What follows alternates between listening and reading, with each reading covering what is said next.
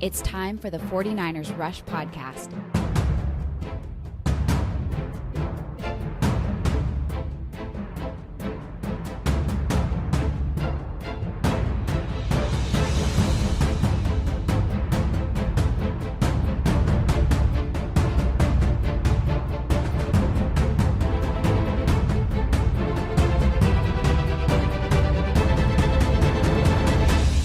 And here's your host, John Chapman.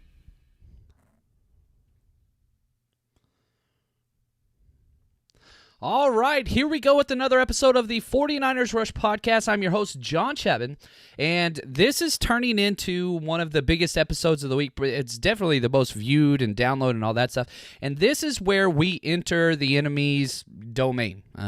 Whenever you're coaching or playing or whatever, and you're getting ready for that next week, you've got to do a full-on scouting report and know exactly what you're going up against. So what we're going to be doing today, we are going to study everything about the enemy. Now, we have a couple pieces of news updates just on our end, but we're going to spend a considerable amount of time on what exactly the Carolina Panthers do, keys and predictions to the game, what's going to happen, what we need to do to get the victory for the 49ers and to remain unbeaten, but also just paying attention to everything that they do with players to exploit scheme tendencies, just guys we got to watch out for, all kinds of different stuff. So this is going to be a very in-depth episode, so we've got a lot of stuff for you. If you have any questions, please make sure you put that in there. But let's just go ahead and let's get started. So right off the bat, the Carolina Panthers were kind of written off. You look at what happened last year, they were one of the top teams in the NFL until Cam Newton got hurt. They end up dropping 6 games in a row and then get a win once they finally bench Cam Newton. They put Kyle Allen in there. He goes in and gets a win. Well, Cam Newton's supposedly healthy. He comes back this year, loses 2 games to start the season to the Rams and the Bucks. He is hurt. He is out. They bring Kyle Allen back in. He just wins 4 games in a row. So they are 4-2. They're in second place behind the Saints in the NFC South, and they've beat some decent teams. Not great teams, but decent teams. In this 4-game stretch, they won at Arizona. They beat the Houston Texans, which is kind of their largest, I guess, feather in their cap, however you want to say that. They beat the Jags at home, and then they also beat the Tampa Bay Buccaneers, who beat them early on in the year. So they've already played them twice, and then they're coming off a bye week, which is always scary because they've had 2 full weeks to prepare for this game against the 49ers. But not to fret too much. It's just you've got to be able to step back and say, look, who is this Kyle Allen guy? And we're going to go through the entire offense, defense, and all that stuff. Kyle Allen is a game manager to a T. That's not an insult by any stretch at all. He does not make mistakes. He hasn't thrown 1 interception. He does fumble a lot, though. But he's just a guy that allows everybody else around him to do what they need to do. He's very, very accurate, and that's it. And because of their defense is so dominant, they're able to hold teams to very, very, very few points, and they're able to fight out victories just because they don't beat themselves, which is what the 49ers, we're jumping a little ahead of ourselves here. They're going to have to step up and force them to make mistakes. They've got to get to Kyle Allen, and we'll go through. I want to break down one of my specific things that's very, very key to this game is how Kyle Allen responds to the blitz. He does very, very well. But how he responds to 4-man or 3-man pressure up front, he does awful. So lucky for the 49ers, that's the strength of our defense, is getting after the quarterback and bringing pressures into the game without, bringing 5 or more players. A very good job up front by our coaching staff, just making sure that we have the talent up front to go and get in the backfield. So we're going to jump into the history of the matchup and all that a little bit more, but I've already seen a lot of questions, so let's spend some time on those. How is Breida doing? He's doing just fine. If you look back at the game last week whenever he went out, first it was a head injury is the way it was classified for Matt Breida. cleared concussion protocol during the game, but he was poked in the eye so bad it was just causing a problem where his eyesight was bad, so you don't want to put him out there whenever he's squinting trying to catch a pass, all those things. I don't think there's going to be any issues with Matt Breida in this game. Tevin Coleman seems to be getting most of the snaps and most of the carries, but Breida's still going to be around that 15 touch per game. That's just what it's going to be. From Nick here, how much better will the offensive line play if Joe Staley plays, even if only limited snaps? I hate to say this, Nick. I don't think that Joe Staley plays. He started resuming practice this week, which was great, but I just don't think there's any need to rush that. Obviously, if he could play, we are way better. The biggest position of need for the 49ers right now is that right tackle position with Daniel Brunskill, but you never, ever rush a player back. And you just look throughout the NFL, with what happened to Trent Williams with New York, he's refusing to play because they forced him back whenever he wasn't ready. You look at K.O. Osemele up with New York Jets. They forced him back to it. Now he's going to be suing the doctor and trying to get his credentials taken away. And again, with Joe Staley, sometimes you have to step in and protect the player from themselves. Will Joe Staley play if he was asked to? Hell yeah, he would. Joe Staley doesn't. He'd say cut the leg off. Like, he doesn't care. But you've got to protect him from himself because there are bigger fish to fry down the road. Do we want to win this game in October? Yes. Do we want to prove to 7-0? Yes. Is this a divisional game? No, it's not. There's no need to rush him back now when we need him down the road. We still haven't even got to the hard part of our schedule yet. So you constantly have to step back and just say, all right, big picture here. We need Joe Staley for the rest of the season, not necessarily this game. Now, if everything checks out, you want to put him out there on 3rd and long and all that stuff, I would love that. Anytime we're in an obvious pass pro situation, whatever, even though he's one of the best run blockers in the history of the NFL. But I do not believe Joe Staley plays this week. We will see. Who knows? But I think one more week, I think he'll be active Halloween, which was the goal, the early target date all along. Right here, I hate you. Yes, that you are a good judge of character. Barack O'Niner, thank you so much for bringing the positivity as always. Love you, brother. He's joking, by the way. I know he's joking. No big deal. Right here. Where are these Niner vids? Got to get that Niner passion. Yeah, so here's the deal. I've uploaded them a few times. They have been brought down a few times. I put some little clips up on Twitter as best I can, and here's what I got to say. This is just the way that it is with YouTube. They're doing a huge crackdown on NFL videos, and that's their thing. I get that. Unfortunately, the only way that I can put that out there is little clips, 2 minutes or less on Twitter, which I've continued to cut up. You can follow me there at JL_Chapman. But if you want the full breakdowns, the good news is this. Instead of doing a 20 or 30-minute breakdown, I'm now doing hour-plus breakdowns of the entire offensive and entire defensive games. Unfortunately, you have to go to my Patreon to see those. I had to put it behind the paywall because they kept taking it down. And got to say this. We've had a handful of people jump over there already and have joined us over on my Patreon. There's a few different ways that you can do that. You just have to sign up for the Frank Gore tier. It's $8 a month, $2 a game, and you're going to get way more video content than $2 worth, but we're able to put that money back in the podcast. So a couple different ways you could do that. The Patreon app on your cell phone is probably the best way. It's a free app. Just type in 49ers Rush Podcast. It's the first one to pull up, and click contribute to the 49ers Rush Podcast. And it's year-round. We're breaking down every single game as soon as the coaching film comes out, usually Tuesday. And then even after the season's over, it's going to turn into your one-stop shop for all things NFL draft, where I'm going to be breaking down all of the draft prospects. Last year, we did over 150. I'm hoping to increase that. So it's going to cover you. So one, it supports the podcast. Two, going to give you way more video content than anything that you would want to see. And I'll say this as well. The people that have already joined, just want to give a couple shout-outs. They're loving it. We're getting a lot of different compliments back, and everybody's already said, so glad that we signed up. A couple recent people that have signed up, appreciate it. Adam S., Alan R., I don't want to put their full names out there, Andrew K., David T., JPF, Kareem F., Rise, which is one of the coolest names ever, Rise G, and Rodrigo R. Those are just a lot of people that just signed up recently. And again, this is a comment right here. This is well worth more than $2 a week. Already glad I signed up after I posted the first video. So if that's something you want, I'm there for you guys. And again, this all just goes directly back to the podcast. So just want to say thanks for that. And sorry about that, Sergio. I'm trying to put it out there. I want everybody to see it too, but it's what it is. All right. What's going on with Marquise Goodwin? Short answer, we don't know. Long answer, doesn't look like he's going to be traded. We spend the draft pick, 2 different draft picks to bring in Emmanuel Sanders, and our previous podcast was all over Emmanuel Sanders if you want to go back and watch that. But immediately, the very next day, Marquise Goodwin is a healthy scratch from practice and nowhere to be seen. The coaching staff lets them know it's a personal matter, and I have to say this. Marquise Goodwin's one of the greatest humans in the NFL. He is an absolutely amazing man and a great family man. His family has been through a lot of tragedy.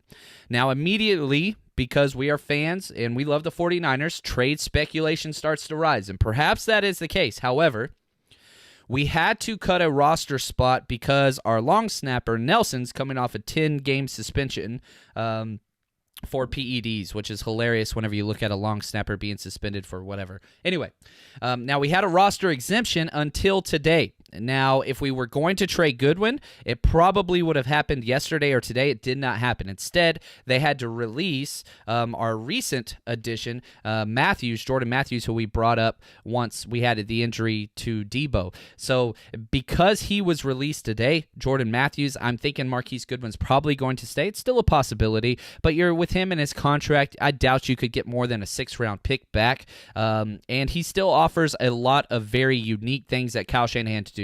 Probably the fastest player in the entire NFL, and a great teammate, great locker room guy. You want to keep him. If you're only going to get a 6th back, I don't think that it's worth it. And with whatever's going on with his family, he's had a lot of issues, well documented if you want to look into that. I hope all is well, and I hope that he dresses. Right now, he is questionable for this Sunday. But the one thing that we can say, Kyle Shanahan was asked, man, what are we going to expect from Emmanuel Sanders? Is he going to play? He said, yeah, he's going to play. He paused, and then he goes, he's going to play a lot. And Emmanuel Sanders has been in the facility past 10 p.m. Ever since he's been traded here, studying with Garoppolo, Wes Welker, the wide receivers coach, Kyle Shanahan. He's just been working. So I'm expecting him to play a lot. Now, moving forward, the Panthers have beaten the 49ers over and over again. That is correct. What is our main area of improvement that's going to change this? Glad that you brought that up, and here's the deal. If we look at just the history of this matchup, the Panthers lead the 49ers. We played 21 times. They beat us 13. We've won 8. And the 49ers have lost 6 of our last 7. So you are exactly correct. Now, if we step back and just look at some of the injury issues that both teams have, our injuries are well documented. Both tackles, Ahkello Witherspoon, Juice, those are kind of the big ones, okay? Debo is back. Dante Pettis is somewhat questionable, but I think Dante Pettis is going to be just fine. So our wide receiver core is going to be the best it has been in quite a while. I do fully expect Emmanuel Sanders to be close to the the team leader in wide receiver snaps. So he's going to play. He's going to play a lot. Now, if you look at them, they have some issues as well. You know, Kwan Short, their best defensive tackle, he is on IR. Trey Turner, their guard, seems like he's going to return this week, which unfortunately for us, that's what it is. He is a huge behemoth of an offensive guard. He is a power kind of run game. He just takes up a lot of space. Imagine Vince Wilfork at guard. That's who Trey Turner is out of LSU. Greg Little, their rookie offensive tackle, is questionable as well. He's played very, very well. But that's kind of where it is. So they've got some injuries. We've got some injuries. And let's see what the money says, because whenever I finished my report yesterday, it's already changed since then. I want to refresh it because it might have changed again already.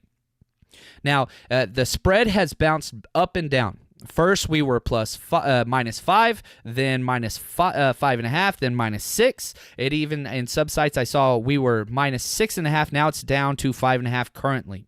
Okay, the over-under has moved around tremendously as well. To 41 points is where it's at now. It's changed within 2 points. Just people don't know how to bet the 49ers. And the money is loving the 49ers at home. The money line is minus 230, which basically means if you put $100 down on the 49ers winning straight, basically what you would get paid back is about $77. So you bet $100 to get $77 back is the way that works. So if you want to bet the money line, that's great. And if you do want to bet, I got to tell you this. I got to brag a little bit. We won another big bet this morning, which is great news. So MyBookie, the sponsors of the show, great website, mybookie.ag. Head over there. If you want to bet with us, use promo code 49ers, 49ERS. They're going to double your initial deposit. Now, we have been just killing it throughout this season. We do bets of the week every week, and I've got a new bet of the week, a lock, and I've got another big parlay, which we hit on last week, and if you bet that, you won 5 times your money with us, which was a lot of fun for me and everybody else. But here's the deal. We won a new bet today. I told you guys as soon as Drew Brees' injury took place, there were bets all over the place about how many wins the backup quarterback would get, Teddy Bridgewater. The MyBookie put it at 7.5 wins as a starter. I told you to bet the under. He got close. He got close. He won 5 straight games, but Drew Brees is now back, and he is announced the starter. So barring another Drew Brees injury, we got paid off on that bet, and relatively well as well. So that one's probably going to be cashed out. I feel very, very confident in that. Even if Drew Brees does get hurt again, the amount of games he's going to have to not only start and win going forward, I think we're going to get paid on that one. So let's talk about our bets this week. These are the bets of the week. All right. So again, head over to mybookie.ag, the #1 most premier sports betting site online. You bet, you win, you get paid. Very, very easy. Here's my bet of the week. If you go to the NFL and you click Props Builder on the left side of their page, and if you have a hard time with this, just message me on Twitter. I'll help you. There's a bet right now, and I had to dig deep to find it. They have a bet that the 49ers will only kick 1.5 field goals. That's what it's at. So if the 49ers make 2 or more field goals, we get paid. Now, if we look at what the 49ers have done, they've only attempted 2 or fewer field goals once this year. I think this is going to be a big-time kick game. I am taking the over on making 2 field goals. Now, I understand Robbie Gould has missed his fair share of field goals, but he's made 3 in a row. And he's back home. We're in San Fran. The weather looks much better than what it did last week. I really do think that this is going to pay out. Now, it's at a -141. So, again, you bet 100. Basically, you're going to win 86. So that's my lock of the week. Okay, again, click on Props Builder. Click on the game, San Francisco versus Carolina. You go down to player props, and San Francisco over 1.5 field goals. That's my lock. Now, parlay of the week, baby. Let's go. Let's make some more money, okay? It's 4 different games. You can pick one of these or all of them. If you parlay your bets, you bet very, very small to win a lot of money. Okay, so here we go. This is to multiply your bet times 5 if these 4 things happen. Number 1, I'm taking the money line in the San Francisco, which means San Francisco just has to win the game by 1. The second bet, I'm parlaying, meaning I'm combining all of these. The Rams money line against the Bengals. They're favored by 13.5. The Bengals are absolute trash this year, which we have seen. So those 2 games, I hate betting on the Rams, but I do believe it's going to be very difficult for them to lose against that team. The Jets to cover, they get 6 points. So they can lose by anything short of a touchdown, and you still get paid. And then the Redskins plus 16.5. I love that bet just because I do believe in their defense. They've got to do something. And again, that's kind of the biggest one. If you don't like one of those bets, that's okay. Keep that one out. You can add the other 3 or pick one. But if you bet 10, you win 50. You bet 20, you win 100 if these things hit. So again, San Francisco money line, Rams money line, Jets to cover with the points, and Redskins to cover with the points as well. So Redskins are getting 16.5, and the Jets are getting 6. So pretty excited about that bet. I'm feeling pretty good about it. Hopefully you guys will join us because, man, like I said, we have just been crushing it. Now, before we jump in to the rest of the scouting report, I do want to allow you guys just to get some questions in and see what's going on. Is Cam still studying film with the new hair? All right. I'm just going to let that one go. That is awesome. Great question. I need to screen these comments. Anyway. If we know Kyle Allen throws quickly, doesn't that help our secondary jump routes? Yes and no. Here's the deal. Kyle Allen is not a deep ball thrower. I'll give you the stats later on, but he's not a deep ball guy. What they have been able to build on the offensive side with the Carolina Panthers is a bunch of basically running back type wide receivers. Just get them the ball in space and allow them to be kind of difference makers. If you look at Curtis Samuel out of Ohio State, if you look at DJ Moore, who a lot of 49ers fans loved, a lot of draft crushes on him out of Maryland. And here's the thing, they're not really wide receivers. They can run decent routes, both have very high drop rates, both have fumble rates very, very high, but once they have the ball in their hand, they are running backs. And the best wide receiver on the team is a running back, Christian McCaffrey, who I think is the NFL MVP at this point. He is unbelievable. So you have all these different guys on the field that are playmakers, and if you jump a route, you better be right. Because if you miss a tackle, they're to the house. They're all that type of player. And then you have your possession guy over the middle with their tight end, Greg Olsen, who's been in the NFL for a while. So, yes, you want to get there quick, and I think that we will have an opportunity to get a lot of pressure on Kyle Allen and to jump routes. You look at the amount of turnovers we forced, we are second in the NFL on that. So hopefully that can continue. Do you think we can stop Metcalf? No, I don't. I don't think anybody can stop Metcalf. But what you have to do, the old Sports Center quote, you can't stop him, you can only hope to contain him. You cannot allow him to turn first downs into touchdowns, which is what Christian McCaffrey does. He's going to get first downs. And again, back to this point, everything that Carolina does is death by 1,000 cuts. They're not home run hitters with their play call. What they are is hooks, screens, drags, crossing routes, slants, get the first down, and then allow the athlete to break a tackle or to fly past this safety and then turn that into a touchdown. This is what Christian McCaffrey's done all year. Just a simple check down. He makes two people miss in the open field, and then he takes it to the house. So what we have to do is allow them to get their first downs, which sounds very, very strange, and force them to have that long, methodical 13-plus drives if they're going to score. If they can do that against this defense, you got to kind of hold your hands up and say whatever. But what you cannot do is allow those 3 plays, 80-yard drives because we missed 2 tackles on a play against Christian McCaffrey. So if you look at Fred Warner, our outstanding linebacker, and Quan Alexander, again, we have one of the better linebacker cores in the NFL. However, their one weakness, those 2 guys, is a ridiculous amount of missed tackles. So, Quan Alexander's played against Christian McCaffrey. They've played against each other. They know each other. They were in the same division for a while. We just got to make sure we do not miss a lot of tackles. One of the key stats of this game is missed tackles. We'll talk about this just a little bit. How much impact will Emmanuel Sanders have on the passing offense? Will it be dangerous as the running game? No, I don't think it will, especially this game.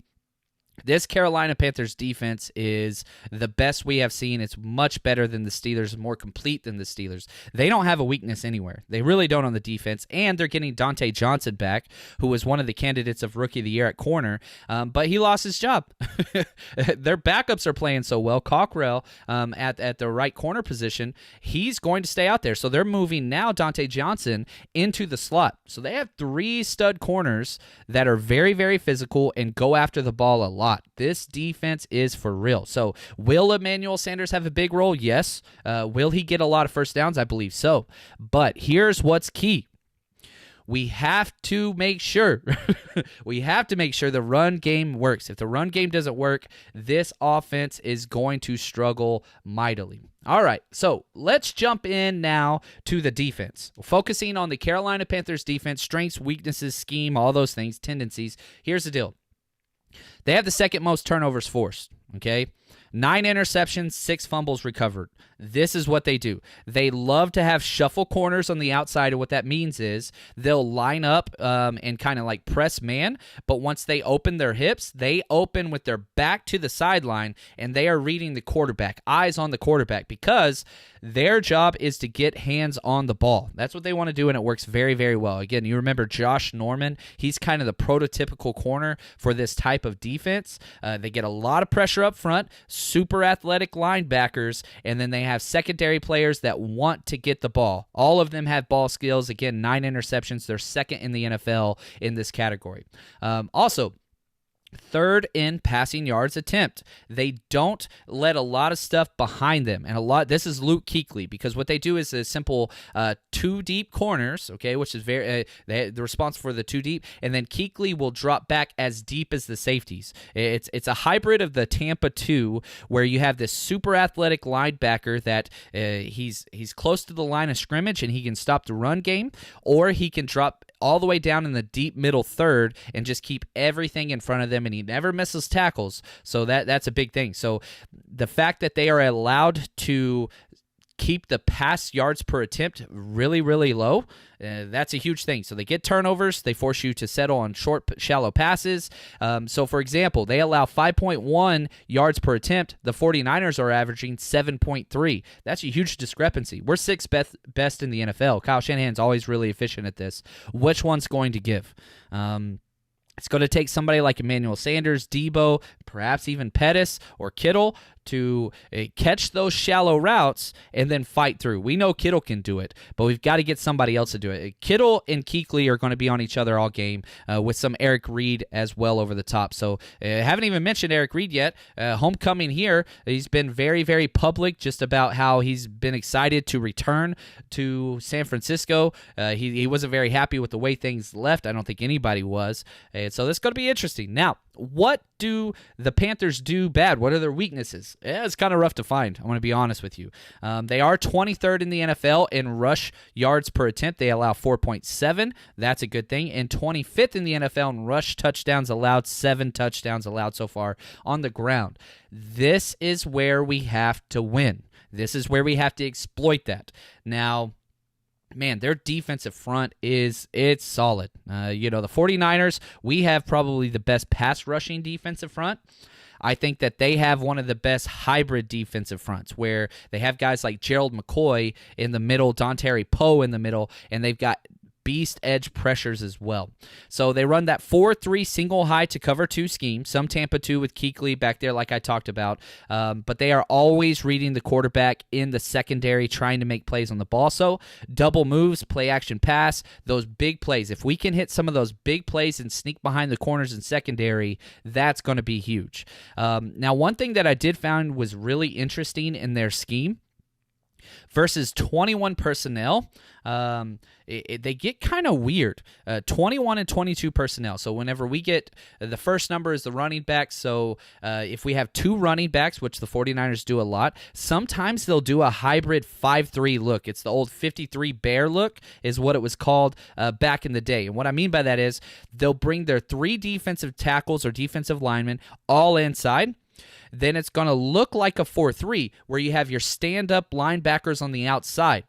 But it's not a 3-4 because there's 3 linebackers stacked on top of the defensive linemen. So you have 8 men on the box, and it's a really weird look to get an extra player on the line of scrimmage, and their linebackers are so athletic, they're saying, hey, we can keep Kuechly in the box because he's so damn fast and smart that he's also going to be able to handle the deep responsibility as well. So this is one of those things that's really, really interesting to me, because if Kyle Shanahan can attack this with his play action and get a max protection where he only has 1 or 2 wide receivers out at a time, he's been able to dominate this very, very well. So it's going to be the number 1 matchup in this game is Kyle Shanahan versus Luke Kuechly.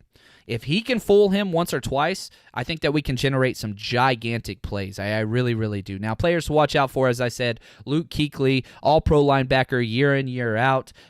Defensive tackles galore, Verdon Butler, Gerald McCoy, Dontari Poe, and their best one, Quan Short. He's on IR.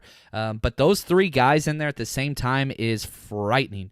Edge pressure is great, too. Mario Addison's got 7 sacks. Brian Burns, probably Nick Bosa's main competition for Defensive Rookie of the Year, is playing against him this week. Now, he's coming off of a wrist surgery, but he should be able to play. He's had a sack in each game, 5 straight games. So Brian Burns, the fastest defensive edge pressure in the NFL. He ran that 4.4 at the combine. I think that you also have to throw in Devin Bush as well, but that's going to be fun. It's good. This Nick Bosa versus Brian Burns.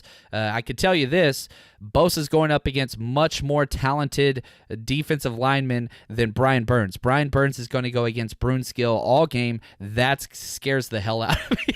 I'm a little scared about that. Now, players we can exploit on their defense, I don't think that there is one. As I said, this is a badass defense. They are very, very talented. So curious to see how that's going to go. I believe in Kyle Shanahan. And if we can move the ball like we have been able to, my view on this team is going to shoot through the roof. I think we're in the playoffs. I think we're a playoff caliber team. I think that we should win the NFC West. But if we're able to continue to look the way we have when we're not in the mud bowl this week against this defense, then you just got to kind of step back and slow clap, because it's going to show you this game has the potential to show us what the ceiling of the 49ers are. We're already legit. We're already the contenders, one of the main contenders in the NFC West. But if we can come out of this game offensively and show that we can move the ball and put up points, then holy cow, it's going to be a thing to watch. So really, really excited about this. Shanahan seemed concerned that Toilolo might miss the game and is irreplaceable in terms of blocking. Is this a major crisis for us? How nuts is this, right? The fact that Levine Toilolo is somebody that is irreplaceable, but he is with these makeshift tackles. So curious to see what's going to happen. I'm sure that they're working some stuff out there, but it's going to be a whole lot of Ross Dwelly. I tweeted out this week, Ross Dwelly's going to see a career-high snaps this week, even before Toilolo was possibly going to be out. He is going to be out there like crazy.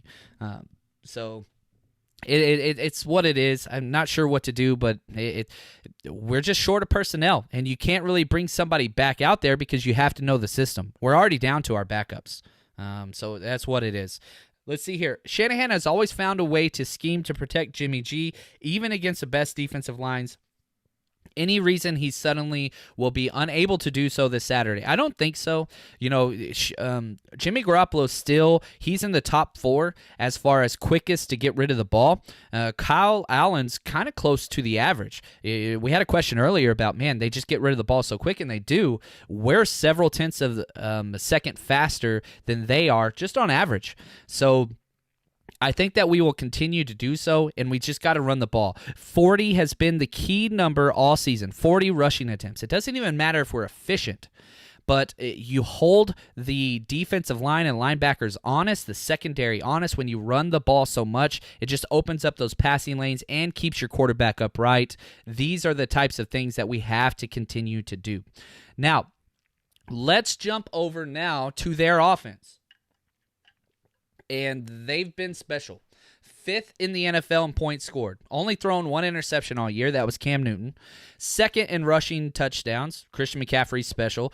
5th in rush yards per attempt. They're averaging 4.9 rush yards attempt. So every 2 runs, they're getting a first down essentially, which is special. Now, this is the key. They are dead last. The Carolina Panthers are dead last in fumbles lost in the NFL. Dead last. They have lost 8. They put the ball on the ground 12 times, and Kyle Allen has 6 of those. Again, last week I'm petitioning the NFL and every single commentator to call the strip sack the D Ford. Now, I know he's only playing 15 to 20 snaps a game because of his knee, but he continues to get in the backfield and just swipe that ball out. I expect to see that very, very much this week. If we can get that ball on the ground, Niners are going to do a hell of a job. I think we're going to come away with the victory. I really, really do. Now, scheme, they do 11 personnel almost nonstop. They've been doing a little bit more 12 personnel with Greg Olsen and their other hybrid tight end as well. They move Olsen around a lot like Kittle. Even though he's in the game, they'll split him out. They'll put him in fullback, sniffer roll, all these different things. So they move around a lot, but traditionally, one running back, one tight end. They like to have 3 wide receivers out there. Now, tendencies, it's really interesting because what they do with their wide receivers, again, they do one of 2 things. Everybody runs shallow routes or everybody runs deep routes. And so they'll do 4 verts a lot of times, and what variations of 4 verticals, which basically means both the outside wide receivers shoot straight down the field, your tight end shoots straight down the field, the slot shoots straight down the field. And what that's going to do is just open up Christian McCaffrey because all of the defense bails, and they're just going to throw a little screen, dump out, option route to Christian McCaffrey, and let him go one-on-one with a running back or with a linebacker, and if he wins, which usually he does, he's got an extra 20 yards to work with. So a big reason why those highlight plays keep happening for Christian McCaffrey is they're running off the entire defense, and then they're allowing those underneath guys to kind of be one-on-one. So really, really curious to see. They're kind of telling with what they do because, again, Kyle Allen does not throw the ball deep. He's 3 for 13 on deep passes through his four and a half games as a starter. He just doesn't throw it deep at all. It's keep everything in front of him, and that's just what they do. Now, players to watch out for, again, Christian McCaffrey. I don't want to talk too much about him. He's the MVP, 9 touchdowns, 900 total yards through 6 games, 27 missed tackles forced. The guy, He's beyond annoying. He forces almost 5 missed tackles a game. We've got to limit that number. Kyle Allen, on the other hand, okay? 7 touchdowns, 0 interceptions. We talked about that. Talked about how he struggles with the deep ball. But here is a key stat. Versus pressure with only 4 rushers, so you're not blitzing, but you're still getting upfront pressure. Only a 43% completion percentage. Only 43%. That's awful. He's had 10 sacks when he's not blitzed. So you can scheme up the stuff, and maybe in some situations you want to do that. That's fine. Our front 4 has to be as advertised. We've got 5 damn first-round picks at the defensive line position. This is the game that they should win. It's 100% up to them. 100% up to them. And here's the deal. There are players to exploit on the opposite side. Their center-guard combo, not good. Matt Paredes, who's with the Denver Broncos for a long time, he has a 48.3 grade from Pro Football Focus. He has allowed the 10th most pressures in the NFL, not just with centers, across the entire offensive line in the entire NFL. 21 pressures allowed just by him alone. Now, the guard next to him, Darrell Williams, 7 sacks allowed, the second most of any player in the NFL. He's allowed 7 sacks, 17 pressures. That's where we have to hit this team. You've got Dee Ford, Nick Bosa, Eric Armstead coming off the edge. They're going to do their thing. I don't think anybody can stop them. This game needs to be won in the middle. This is a DeForest Buckner. This is a Solomon Thomas game, if you will. That's a little scary.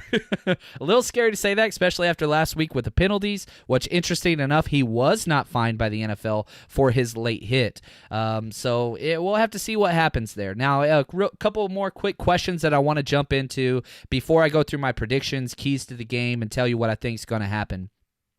How do you feel about their defensive line against our offensive line? Not great. How do I feel about our defensive line versus their offensive line? I feel amazing. So I do give us the advantage there just because I think their D-line's wonderful. I don't think it's near the capability as ours. Our strength is a little bit more on the edge. Their strength is 100% inside. Those defensive tackles, they are special. So, but I do believe we are much past what they have. So we definitely get the check mark there. We'll see who shows up, though, right? That's why we play the games.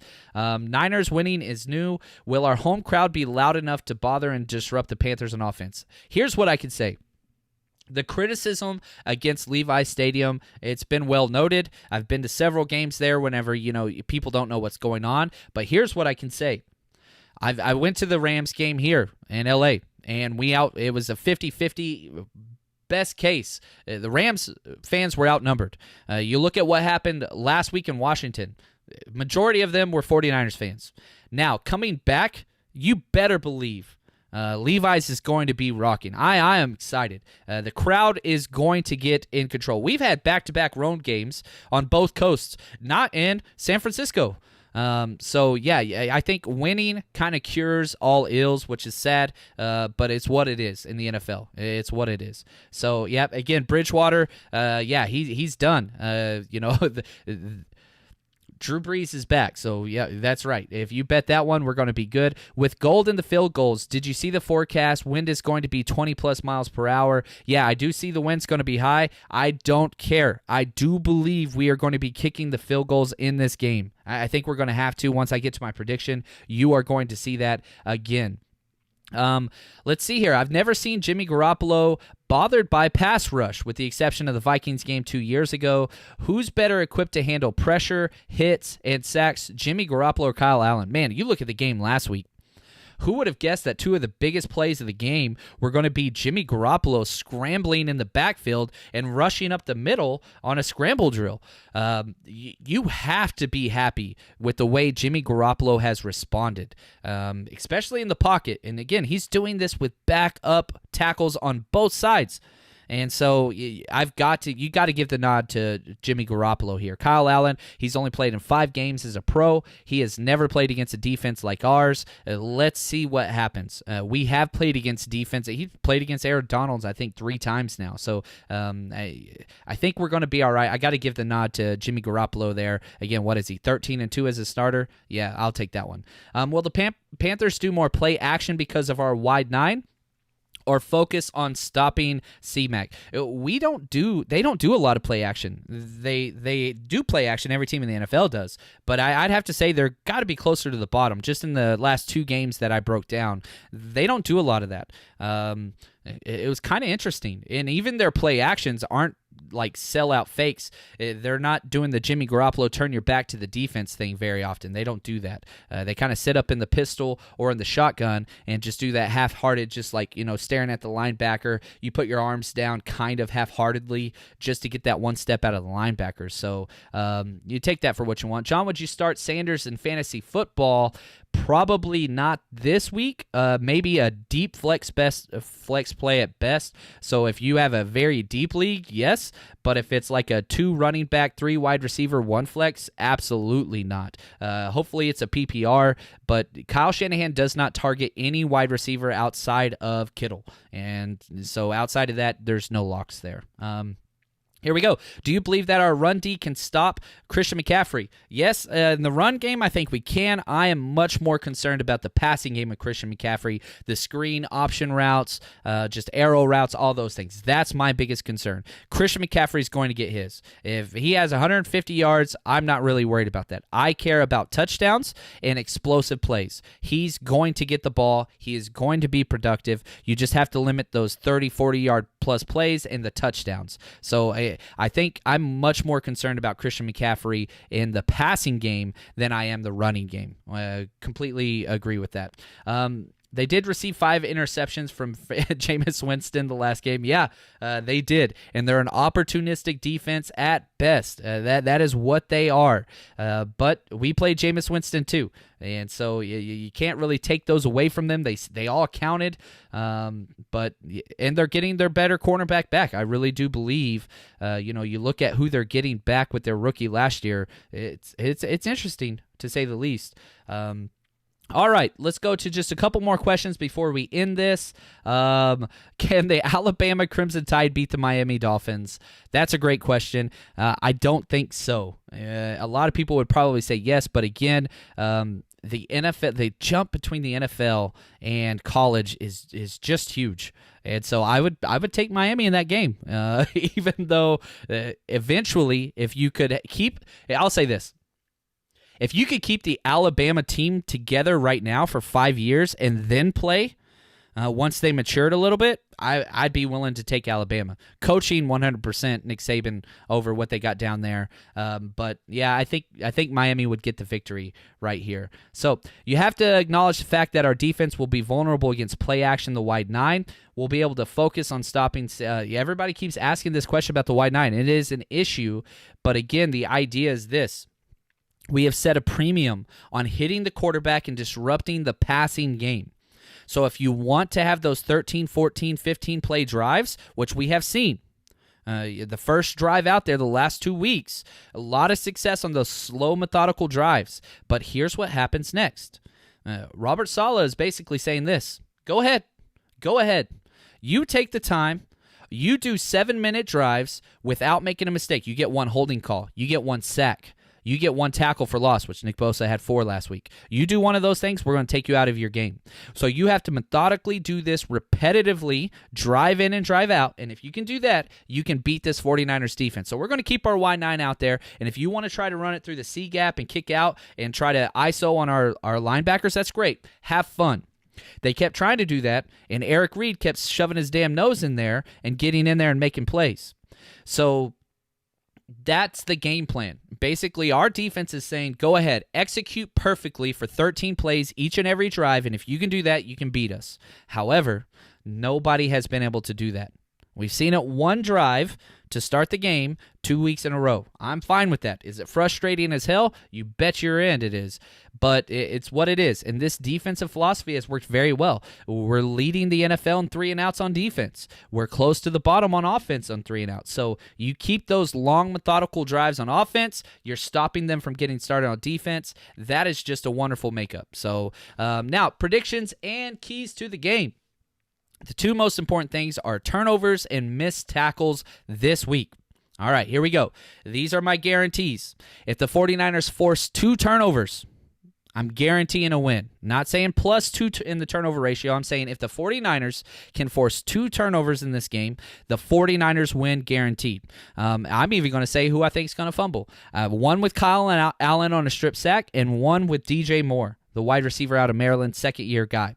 Fred Warner and Quan Alexander are the most important players in this game for the 49ers. 4 missed tackles or less for them is key. Again, as I said, Christian McCaffrey is forcing about 5 missed tackles on his own. If we can keep those missed tackles down, this game will get out of hand really, really quick. If they force lots of missed tackles, the other way it's going to go. Another prediction, Solomon Thomas is going to get a sack this week, baby, inside. I really hope that he continues to start, even with DJ Jones probably going to be healthy this week. Don't care. I want Solomon Thomas in there. Emmanuel Sanders is going to get at least 4 catches for 3 first downs. Ross Dwelley is going to be a huge impact player.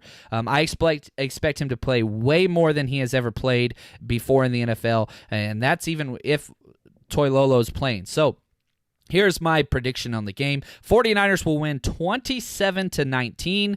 It is going to be super close all the way into the fourth quarter. The Niners D will step up, force a turnover late, and then we are going to put the game away with a field goal to make it more than a 2-score possession. So that's going to put the game up. I think that maybe they could score late, but this game's going to be close. This is going to be a fun football game. Really, really excited about it. But again, as I said, I really do think the 49ers stay undefeated. Those key things, though, you can't stress it enough. Missed tackles and turnovers. I believe that we can win in both of those categories. So if you didn't already, go back and listen to this. We're going to, the bets of the week are on there. Again, I'm betting more than 1.5 field goals made, and then our parlays are on there. I'll put them up on Twitter as well. But we will be back, man, right after the game on Sunday. This is where we will be breaking down the show. Really do appreciate everybody. Thank you guys so much. The podcast is blowing up, and it's all because of you guys. So thank you for all your support. Any likes, retweets, hit that bell so that you can join us when we do go live. Really do appreciate it. And, man, we'll be back soon. So until then, stay strong, faithful.